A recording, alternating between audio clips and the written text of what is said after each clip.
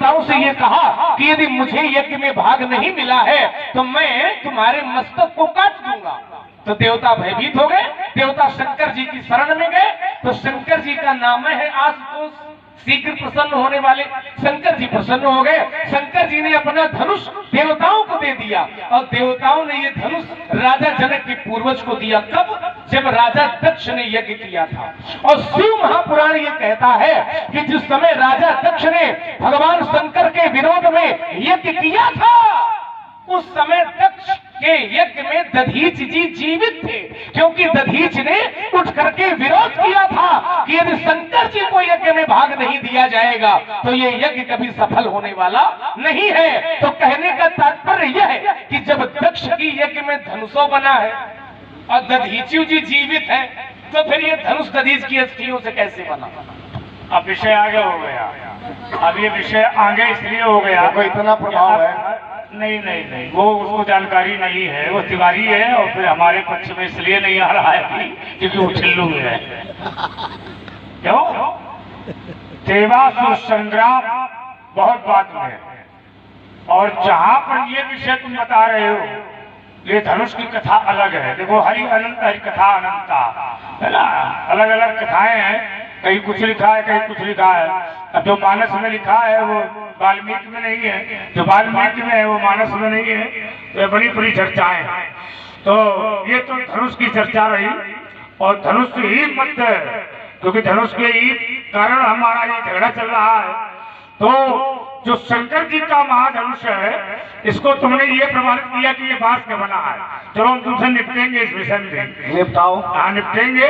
नहीं, अभी निपटाएंगे नहीं, अभी निपटाएंगे कहाँ? अगर अभी निपटा देंगे तो मामला तुरंत निपटाओ। नहीं, तुरंत नहीं निपटाएंगे। निपट लो कि धनुष का ऐसे बना। अच्छा, सारी बातें छोड़ो, एक बात हमें मूल बताओ, मुख्य बात ये बताओ। जैसे धनुष ये टूट गया है, टूट गया, तो तोड़ने वाला अपराधी, ठीक है, ध्यान से समझना, तोड़ने वाला अपराधी है। और मान लो जिसने तोड़वाया हुए, जिसने जनक से ये कहा हुए कि तुम धनुष तोड़वाओ, उसको क्या मानोगे? जिसने जनक से कहा हो कि तुम तोड़वाओ, क्योंकि जनक ने अपनी इच्छा से तो प्रण किया नहीं है। देखो, अगर वो सामर्थ्यवान है, फिर हमारी बात कर रहे हो, और हमारे सामर्थ्य का है, और अगर तुम राजा के लड़के होकर के राजनीति कर रहे हो, और कहीं अगर ऐसा विचार आ रहा हो तुम्हारे मन में कि हम भोलेनाथ को बीच में लाके खड़ा कर दे। भोलेनाथ को नहीं बीच में लाएंगे, और बताओ। और भोलेनाथ को नहीं लाओ ना, तो तुम भोलेनाथ को मत लाना, नहीं लाएंगे, ठीक है। राजा जनक की तुम बात करो। हाँ, बात करो। अब देखो, कह रहे, अच्छा आपातकालीन द्वार पहले खोलते हो। अरे आप भोलेनाथ को बीच में न लाना, तो भोलेनाथ को बीच में नहीं लाएंगे। अब देखो, हम बीच में ला किसको रहे हैं? संसार में बुद्धिमान कौन है? बुद्धिमान वो है जो समय से अपने रास्ते पर पहुंच जाए। अब वो बुद्धिमान थोड़ी होता है कि व्यवस्था हो गया पूरी बनी गया, खड़े खड़े देख रहा। ये गड़बड़ हो गया, ये गड़बड़ ऐसे हो गया, जो ज्यादा समस्या में फंस जाता है वो फिर ज्यादा मार्ग खोलने का प्रयास करता है। वो हमने क्या कहीं न कहीं से हम निकल रहे हैं बस यहाँ से, ठीक है। देखिए, शंकर जी को नहीं लाएंगे, हम तो ये कहते हैं कि ये धनुष तोड़वाने का जो योजना थी, योजना, क्योंकि योजना भी ऐसी होती है, जोग जुगुत तप मंत्र प्रभाव फलई तबई जब किए दुराऊ, दूसरी जगह का। तो ये योजना किसके कहने पर राजा जनक ने बनाई? धनुष तोड़वाने की योजना जो है वो किसके कहने पर राजा जनक ने बनाई? तो बताओ किसके कहने पर? तो क्या कहते हो? संतों महात्माओं कहने पर ये करा? संतों महात्माओं को भी नहीं कहेंगे, शंकरों जी को नहीं कहेंगे, तो कहोगे किसको? अब ये हम बताएंगे किसको कहेंगे। हम तो ये कहेंगे कि ये सारी योजना के जड़ तुम ही हो। और को तो अब प्रमाण ना शंकर जी को लाए और ना संतों महात्मा। तो हमारा देखो, एक बिना प्रमाण की कोई बात नहीं करते हम, सिद्धांत है हमारा। हम तो ये कहेंगे कि राजा जनक से जो ये शिक्षा दी कि तुम धनुष तोड़वाओ, ये किसी दूसरे ने नहीं दी, ये परशुराम जी ने दी। कब दी? जब परशुराम जी मिथिला में आए राजा जनक के घर में, और राजा जनक की पुत्री सीता को जब इन्होंने देखा तो ये जान गए कि सीता सामान्य पुत्री नहीं है। तो इन्होंने राजा जनक से ये कहा कि तुम इस धनुष पर ये प्रतिज्ञा करो कि जो धनुष ये तोड़ ले उसी के साथ तुम अपनी पुत्री सीता का विवाह कर देना। अब इसका प्रमाण आनंद रामायण के अनुसार मैं दे देता हूँ, एक क्षण बीच बताइए। अब प्रमाण लेवा आनंद रामायण के अनुसार, यदा धीता धनुर्विद्या मत्वा परशुधारिणा तदा तस्मै मया दत्तम धनुषो त्रिपुरदाहकम। कहने का तात्पर्य यह कि जब परशुराम जी को शंकर जी ने विद्या अध्ययन करवाई और ये धनुष दिया, तो परशुराम जी ने धनुष जनक को दिया और जनक से ये कहा, जाम दग्न्यस्तेन सीताम ज्ञात्वा लक्ष्मी और तत्क्षया ददौ नृपं परार्थम। राजा जनक को प्रण करने के लिए दिया। तो जब धनुष शंकर जी का, एक क्षण, और तुम ही ने तोड़वाया है, तुम्हारे कहने पर जनक ने तोड़वाया, तो अब काय हल्ला मचा रहे हो? देखो, तुमने जिस रामायण से दिया है वो प्रमाणित, हम उसको नहीं मानते। अब ये तो गलत बात है, रामायण सब प्रमाणित है। इसमें ये नाना भांति राम अवतारा और रामायण सतकोटि, ये सतकोट, सतकोटि माने ये सतकोट 100 करोड़, 100 करोड़, ये कुल सतकोट। आनंद भी प्रमाणित है, आध्यात्म भी प्रमाणित है। अब जहाँ फंस जाओ उसको मानो। आनंद नहीं मानेंगे, और कोई कहते कि आनंद रामायण आप पढ़ते हो, ये पढ़ाओ, वही बात कोई, ये शंकर वाली पढ़ाओ, ये रामचरित मानस सब पढ़ते हैं, लेकिन आनंद रामायण कहूँ पढ़ी जा दो, बताओ। वही बात पूछ ले, तुम बताओ। जैसे जैसे हम तुमसे पूछ रहे हैं, पवित्र कौन ग्रंथ है? पवित्र की बात, पवित्र सब है। फिर भी ग्रंथ ऐसा कोई नहीं है जो पवित्र ना हो। देखिए, ग्रंथ में मंत्र है तो पवित्र है, और इसमें क्या? ग्रंथ में मंत्र है, पवित्र, इसमें भी मंत्र है, लेकिन किसी मंत्र को तोड़ मरोड़ करके उसको प्रस्तुत किया जाए तो वो तो आज से नहीं है। ये हो सकता है, हो सकता है। अब तुमने हमको लाके खड़ा किया। जैसे जैसे एक बात हमारी ले लो, छोटी सी ले लो केवल। जैसे आपने कहा कि इसमें जो हो वो बोलो, यही तो आपने। आनंद की बात हम नहीं मानेंगे। अब इस ग्रंथ में, माने रामचरित मानस में, जैसे तुम्हारी अम्मा का क्या नाम है, सही बताना? क्या नाम? हमारी माता जी का। तो अम्मा क्यों कह रहा? अरे आशा शैली से ग्राम्य भाषा में माता जी को ही अम्मा कहा जाता। अपनी माता जी की बड़ी माता को अम्मा जाने का, बड़ी माता से देख लो, बड़ी माता से भाषा बोलना। तुम्हारी माता जी का क्या नाम है? हमारी माता, इससे बोलो सब बताओ जरा। हमारी माता जी का नाम है श्रीमती रेणुका। श्रीमती रेणुका, ठीक है, श्रीमती रेणुका नाम है माता जी का। इसमें है, इसमें लिखा है, किसमें? इस रामचरित मानस में। नहीं तो इसमें हमारी माता का नाम नहीं है। इसमें माता का नाम नहीं तो क्या परशुराम का नाम नहीं है? बस यही अंतर हो गया। जैसे इस ग्रंथ में परशुराम जी की माता का नाम नहीं है, लेकिन तो क्या मतलब, माता का नाम रेणुका नहीं है, माता जी भी है और माता का नाम रेणुका भी है, लेकिन इसके लिए अन्य ग्रंथों को भी पढ़ना पड़ेगा। ठीक वैसे ही धनुष, एक क्षण धनुष किसने तुड़वाया है ये इस ग्रंथ में नहीं है, लेकिन इसके लिए अन्य ग्रंथ भी पढ़ना। एक क्षण, हमारे जो भारतीय ग्रंथ है, संस्कृति की महामर्यादित ग्रंथ है, 18 पुराण, ठीक है, 4 वेद। ये बताओ तुमको, भागवत से बोलो, शिव पुराण बोलो, मत्स्य पुराण बोलो, विष्णु पुराण बोलो, है? एक बात ये बताओ, रामचरित मानस भगवान शंकर की रचना है, इसको प्रमाणित है। लक्ष्मण शिव पुराण बोलेगा। एक क्यों? अच्छा, एक बात बोले तो रामायण बोले, रामायण लक्ष्मण बोले रामायण, लेकिन लक्ष्मण कौन सी रामायण बोले? कौन सी रामायण बोले? जो शंकर जी की रची हुई रामायण है, मनमानस। ये मानस बोलो, वो मानस थोड़ी है। वो रामायण हो सकती है, आनंद रामायण है, लेकिन जो शंकर जी को प्रेरणा दे रहा है वो रामायण बोलो। रच में ऐसे निज मानस रखा, पाई सुसमय शिवासन भाखा, वो रामायण बोलो। जो एक बात त्रेता युग में सब गए सिपाही, वो रामायण बोलो। जो राम भगत की आंसू समझारा, सर ब्रह्म विचार विचारा, ये बोलो। ये लक्ष्मण का अधिकार है। नहीं, अधिकार की बात यदि आप करेंगे तो लक्ष्मण रामायण बोल सकता है, और रामायण अपने आप में सब प्रमाणित है। आनंद भी प्रमाणित है और मानस में ही प्रमाणित किया गया। अब परशुराम से कोई कहे कि तुम मनुस्मृति को मानो, विचार करिए। ये मनुस्मृति जो है ये हमारे विषय का ग्रंथ नहीं है, इसको परशुराम मानेगा नहीं, इसको लक्ष्मण मान सकता है। क्योंकि तुम्हारे वंश का एक राजा हुआ मनु, और मनु जो है उस मनुस्मृति का निर्मित व्यक्तित्व है, तो उसको मानना तुम्हारा अधिकार है। लेकिन अब परशुराम से कहा जाए आप मानो। अब रावण संगीता है, अब रावण संगीता के लिए हम तुमसे कहें कि तुम उसका अध्ययन करो। ठीक है, विचार करना। बुराई क्या है उसमें? बुराई वाली बात नहीं है, बात ये है कि जो रावण के पद चिन्ह हैं, क्या उसमें तुम चलोगे? रावण संहिता में क्या उसने अपने पद चिन्ह लिखे हैं क्या? मैं बात बता रहा हूँ, उसको पहले समझो। पद चिन्ह, पद चिन्ह नहीं, पग चिन्ह। पग चिन्ह। रावण के पग चिन्हों पर क्या लक्ष्मण चलेगा? नहीं चलेगा। लक्ष्मण राम के पग चिन्हों पर चल सकता है, लेकिन रावण के बनाए गए नियम पर नहीं चल सकता। विचार करना। इसी प्रकार हम शंकर जी के अनुरागी हो सकते हैं, अनुगामी हो सकते हैं। तुम राम के चरणों के अनुगामी हो सकते हो, लेकिन दूसरे के नहीं हो सकते हो। अच्छा, आनंद रामायण किसने कही है? क्या शंकर जी ने नहीं कही है? शंकर जी ने कही है। आनंद जो फिर विषय अलग हो जाएगा। ऐसे जिस शब्द से, जिस नाम से आनंद मिल जाए, वही आनंद रामायण है।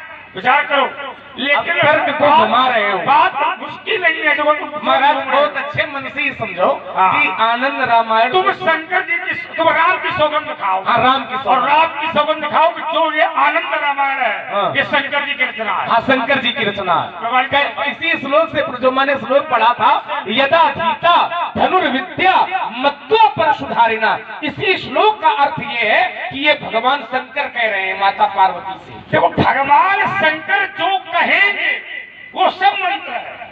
हाँ, तो ये मंत्र है आनंद रामायण। हमने क्या कहा कि जिस शब्द को, अब तुम यही समझ नहीं पा रहे हो कहना क्या चाहते हैं। अगर किसी मंत्र को राक्षस बोले और उसी मंत्र को देवता बोले, अंतर ये है कि देवता स्वयं में पूजनीय है, लेकिन राक्षस पूजनीय नहीं है। बोलने मंत्र वही है, जब रहा है वो, लेकिन कभी कभी वही मंत्र प्रयोग में आता है और वही मंत्र दुरुपयोग में भी आता है। तो कुछ लोग मंत्र का दुरुपयोग करते हैं और कुछ लोग प्रयोग करते हैं। कुछ लोग भगवान की भक्ति पाने के लिए करते हैं, तो कुछ लोग गलत रास्ता अपनाने के लिए मंत्र को जपते हैं। तो मंत्र वही है। हमारे कहने का तात्पर्य नहीं कि शंकर जी के मुख से नहीं निकला, ये शंकर जी ने नहीं जपा, ये शंकर जी ने नहीं बोला। शंकर जी के मुख से जो शब्द भी निकलेगा वो मंत्र है। जैसे ब्राह्मण के मुख से अगर कोई भी देव रूपी भाषा का प्रयोग होता है, तो उसके मुख से निकला हुआ वो मंत्र ही माना जाता है। विचार करना।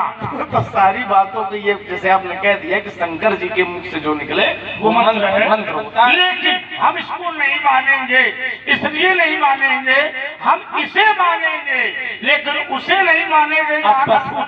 यही चरित्र है तुम्हारा, यही उत्तर बनेगा। अब ये बात एक क्षण, क्या मक्खन लगाने वाले राजकुमार हम थोड़ी नहीं भाई। इसके अलावा कोई रास्ता नहीं आपके पास बचा है। जब आप ये कह दोगे कि हम उसको मानेंगे नहीं, तब तो बातें खत्म हो जाएगी। जैसे दो बच्चे थे, वो आपस में लड़ रहे थे। एक बच्चे ने कहा कि माता जी का दूध श्वेत होता है, और एक पुत्र ने कहा कि माता का दूध श्याम माने काला होता है। दोनों ने शर्त लगाई और दोनों अपनी अपनी माता के पास पहुंचे। एक ने कहा माता जी हमने शर्त लगाई कि माता का दूध श्वेत होता है। तो माता जी ने कहा कि तुम शर्त जीत जाओगे, क्योंकि माता का दूध श्वेत ही होता है। अब काला वाला अपने घर में पहुंचा माता जी के पास। उसने अपनी माता जी से कहा कि माता जी हमने शर्त लगाई कि माता का दूध काला होता है। तो माता जी ने कहा तुम शर्त हार जाओगे। तो उसने कहा क्यों हार जाएंगे? तो माता जी ने बताया क्योंकि माता का दूध काला नहीं, माता का दूध सफेद होता है। तो पुत्र ने कहा भले सफेद होता हो, लेकिन हम शर्त को नहीं हारेंगे। माता जी ने कहा कि जब श्वेत होता है तो तुम मानोगे, हारोगे कैसे नहीं? तो उसने कहा कि हम परशुराम की तरह जब मानेंगे नहीं तो हारेंगे कैसे? वही ये कह रहे हैं कि हम मानेंगे नहीं उसको। अब यही होता है जो शास्त्र में प्रमाण होता है। इसका अर्थ ये है कि या तो उसको नेत्र दोष होगा, और पहली बात तो जो पुत्र का ये उदाहरण बहुत लोग आजकल दे रहे हैं, इसका पुत्र अपनी माता के दूध का विकल्प बता ही नहीं सकता कैसा होता है। क्यों? क्या पुत्र बता सकता है? जब तक वो माता का दूध पीता है तब तक उससे पूछो तुम दूध का स्वाद जानते हो तो बताएगा।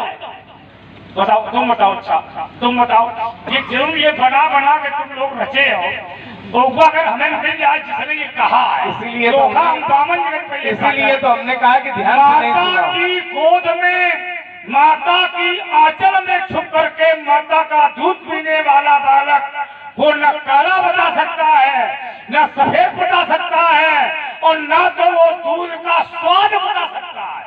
अच्छा, हमने कहा कि जब तक वो माता का दूध पिएगा। और सुनो, वो अपने पड़ोसी को नहीं बता सकता है कि वो कौन है। अरे पड़ोसी तक का है। फिर भी बात आ गई, तो ये बता देगा कि वो काला है। ये ऐसे बनेगा। इसीलिए हमने कहा था कि दोनों पुत्र अपनी माता के पास गए और माता से उन्होंने पूछा। वो स्वयं नहीं बता सकते हैं, लेकिन पूछने के बाद उनको जानकारी हो सकती है। और ये मैंने बात कही थी कि दोनों ने अपनी अपनी माता जी से पूछा।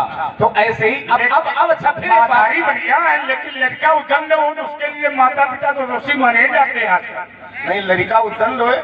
अरे भाई, लड़का ये उदंड है और माता कितनी भी स्वच्छ हो, कितनी भी धर्मशील हो, क्या करना, पिता बहुत ही अच्छा है, लेकिन बालक यदि बिगड़ जाता है तो उसको लोग दोषी कम करते हैं, उसके माता पिता पे दोष ज्यादा लगाते हैं।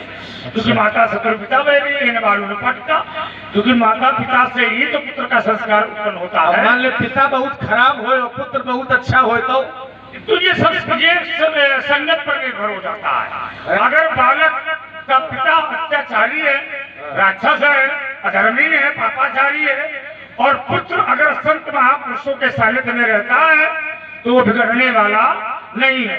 ये संगत का प्रभाव है। जैसे प्रहलाद, वही तो पहुंच जाओ, है ना, तो अच्छे बच्चे हो, प्रहलाद नहीं बिगड़े। कभी कभी राक्षसों के बीच में भी रह करके राम भक्त तैयार हो जाता है। जैसे विभीषण राक्षसों की नगरी में रह करके भी राम भक्त तैयार हो जाता है। और कभी कभी ऐसा होता है कि सारी नगरी, सारा नगर राममय है, लेकिन कोई न कोई दुष्ट तैयार हो जाता है। जैसे तुम्हारे घर में नहीं, तुम्हारी अयोध्या में तो इसमें कहना क्या चाहते हो कि संगति का प्रभाव है? ये सब संगत का प्रभाव है।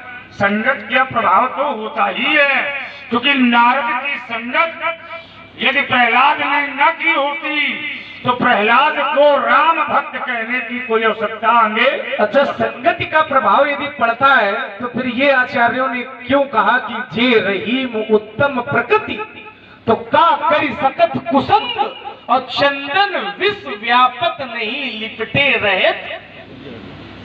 अब ये जिसने ये कहा है उसको भी समझो। चंदन ठंडा क्यों होता है? चंदन में तो आग होती है, अनल प्रगट चंदन में आग होती है, तो चंदन ठंडा क्यों होता है? और ये चंदन ठंडा नहीं होता है तो सर्प लटके क्यों है?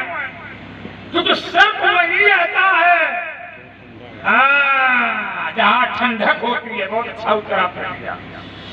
तो यदि चंदन में आ गए तो शीतलता कैसे है? और शीतलता है तो साफ कैसे? अब देखो फिर गड़बड़ थोड़ा सा हो गया। गड़बड़ जैसे जैसे आपने कहा कि चंदन शीतल होता है और सर्प वहीं रहता है जहाँ शीतलता होती है, ठीक है, सर्प वहीं रहे, ये भी कोई सिद्धांत नहीं है। लाओ, यदि सर्प वहीं रहता है जहाँ शीतलता होती है तो जहर विष में शीतलता होती है या अग्नि होती है?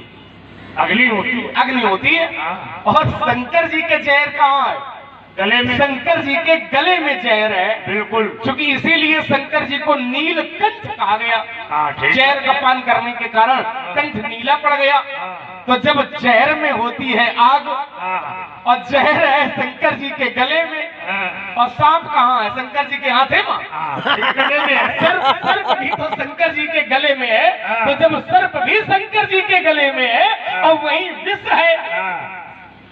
और आप ये बता रहे थे कि जहाँ ठंडा होता है वहाँ होता है। जाना जरा, रुक गए, इसको ठीक से पढ़ाओ। नाम प्रभाव जान शिवनी को काल कूट फल। वो जो जहर है वो जहर नहीं रह गया, क्या क्या रह गया? अमीको। हाँ, अमीको माने अमृत। वाह। जब जहर अमृत बन जाता है हाँ। तो जहर का प्रभाव समाप्त हो जाता है और वो अमृत का प्रभाव देने लगता है। तो नाम प्रभाव जान शिवनी को कालकूट फल दीन अमी को। वो जहर जो है वो गले में तो है शंकर जी के, लेकिन वो जहर नहीं, वो अमृत बन चुका है। क्योंकि नाम प्रभाव, राम के नाम के प्रभाव के कारण वो जहर अमृत बन गया।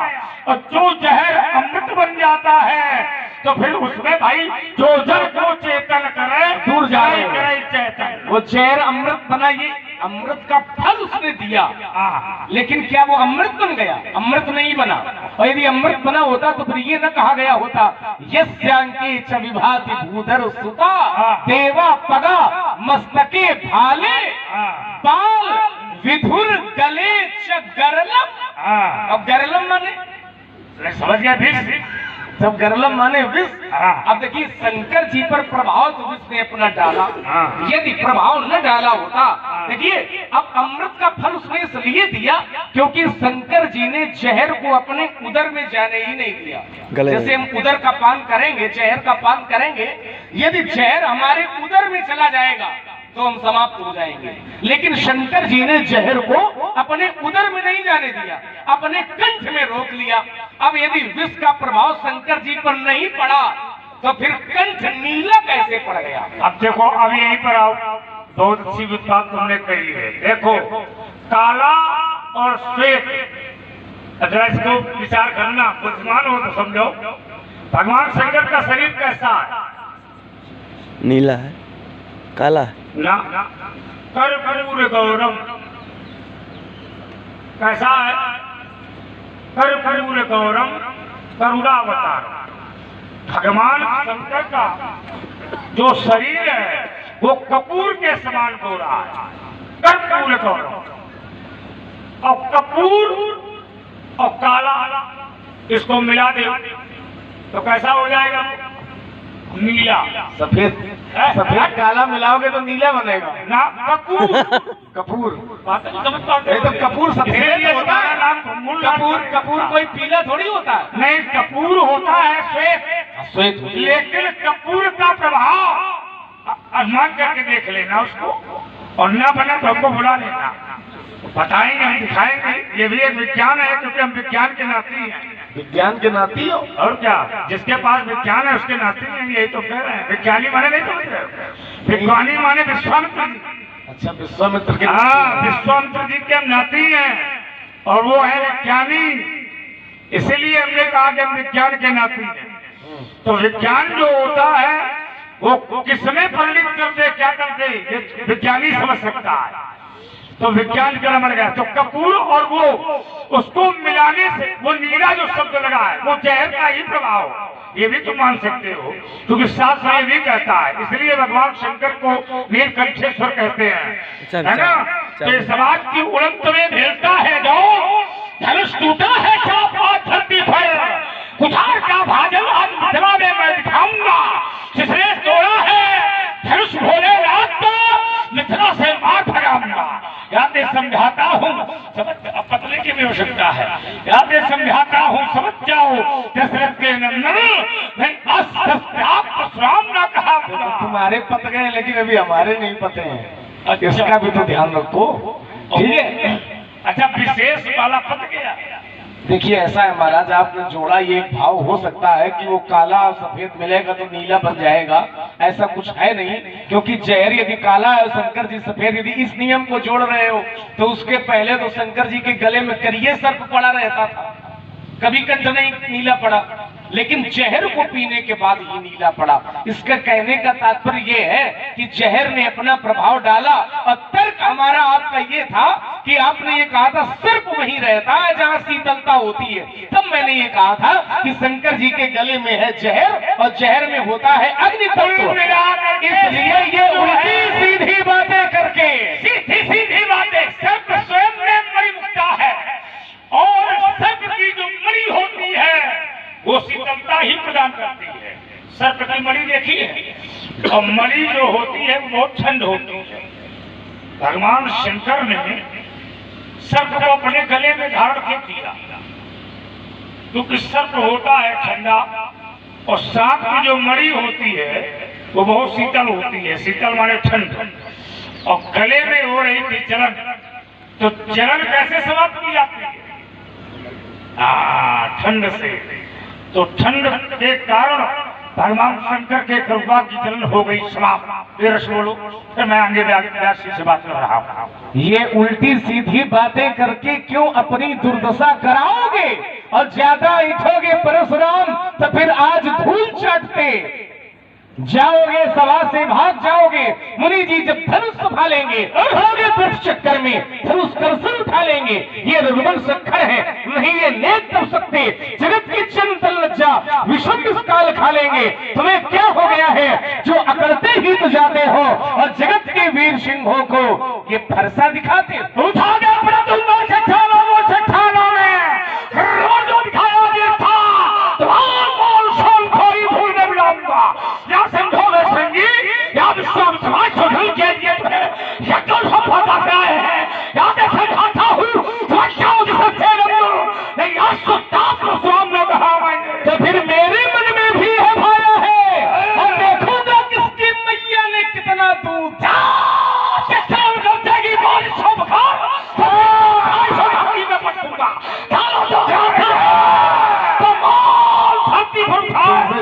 कानों से भटकूंगा, यादें से खाता हूँ समझाओ जैसे के तो फिर मेरे मन में भी हटखानी है। आवाज पता चल जाएगा किस दूध में कितना। अरे तुम चले तो शायद हम तुम्हें छोड़ देंगे, और अनेक तालियां सहारा तुम नस्ल सुहारी तोड़ देंगे। नरसिंहों से मत टकराना, नरसिंहों में बसे भवानी, और जो भी मुझसे लड़ने आया मांगा उसने पानी। कौन जो कुदाली सो दिखाता है वे, तो ना समझा धरती का पहाड़ सो उठाऊंगा। उठा के चट्टानों से मैं सुबह और कैलाश की फेर धरती को उठाए मैं महंगा चले जाऊंगा। अच्छा, इससे ये सिद्ध होता है कि पतने के बाद फिर तुम नहीं रुक सकते हो, है ना? इसलिए था शांत अभी तक लखनलाल, अब शांत नहीं रह पाएगा। अब मिथिला से कह नहीं मुनि तो युद्ध में छिड़ जाएगा। योगिनी करेगी अर्थात से प्यास बुझावेगी, फिर लखनलाल की क्रोधग्नि में मस्त हो जाएगी। वो रणचंडी है, ललकार रही, ये कहती स्वयं भगवती है। और हो यार बाबा जी आज खुली चुनौती है। वो नहीं है, वो नहीं पतेंगे, उसकी कोई चिंता नहीं है। चलो जीवन दर्शन ठीक है, जीवन दर्शन हम तो बाद में जीवन दर्शन वाले हैं, पहले अपना सुना दो। अच्छा, हमारा सुनोगे? और ये आ गए हमारे सत्येंद्र भैया, 21 पुष्पोत्तरा दोनों विद्वानों को भेंट किए हैं। धन्यवाद। मैं इस समय सब काम धंधे में लोग लगे तो कहाँ तक देखा है कभी चालू। बिल्कुल। मुझे अंगारों से भय भी, मुझे अंगारों से भय कभी, हम तूफानों से चलते हैं। यह बियाबान यह बरसलिए लहरों से हम चलते हैं। देखूंगा तेरी भुजाओं में, देखूंगा कितना भुजबल है। ये पैरी राह छोड़ जाते, उन राहों से हम चलते हैं। मैं स्वाभिमान कायम रखियारी और झुकना उनको स्वीकार नहीं। यह जीवन मेरा दास बना, यहाँ की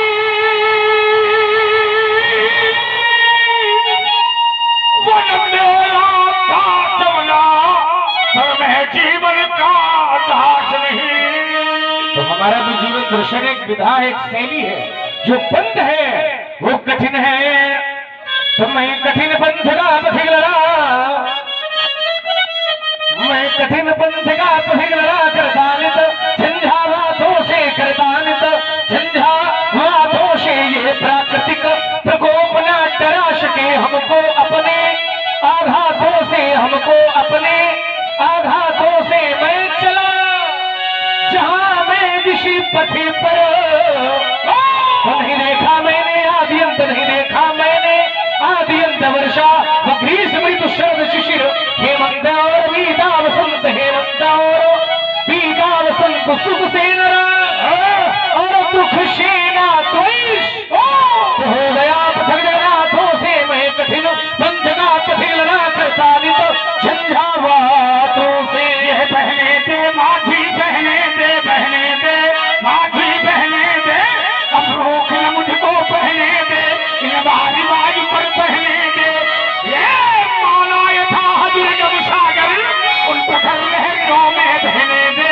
झंझार बने अग्नि सभा भाए, यदि आती हो तो आने दे, यदि जाती हो तो जाने दे।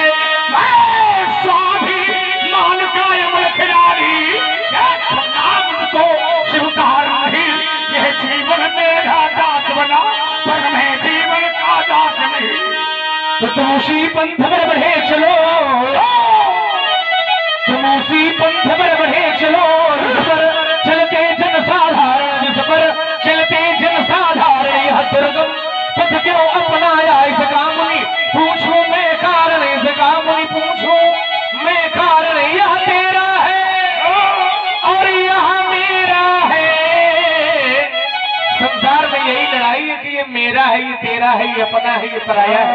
मैं और मोड़ तोड़ते माया, यही तो माया है, इसका नाश करना पड़ेगा। है यह मेरा है, यह तेरा है और इसका कर दोगे जब विनाश तो पथिक अकेले ही पथ पर बढ़ते रहने की प्रबल अज्ञात लक्ष्य और अज्ञाती पंथ समझ मिलो पथिक अज्ञातों से मैं कठिन पंथ का पथिक लड़ा करता नित झंझावातों से।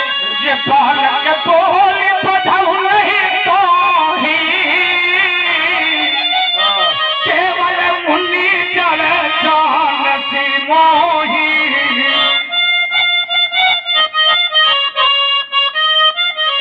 बाल ब्रह्म चारी अति कोही यद्यपि सपदी छाती कुल द्रोही। सपदी छाती कुल अजन्मा ब्रह्मचारी है बख्शी द्रोही और कार्य मैंने किया है भुज बल भूमि भोग बिनो की ये विपुल पार मही देवन दीनी।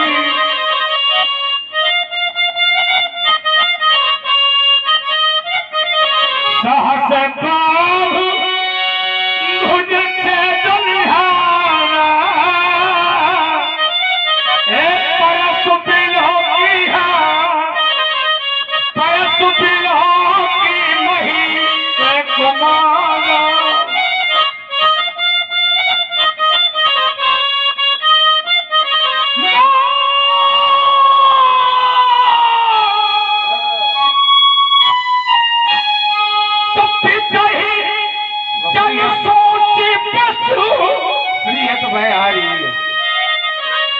अरे तिवारी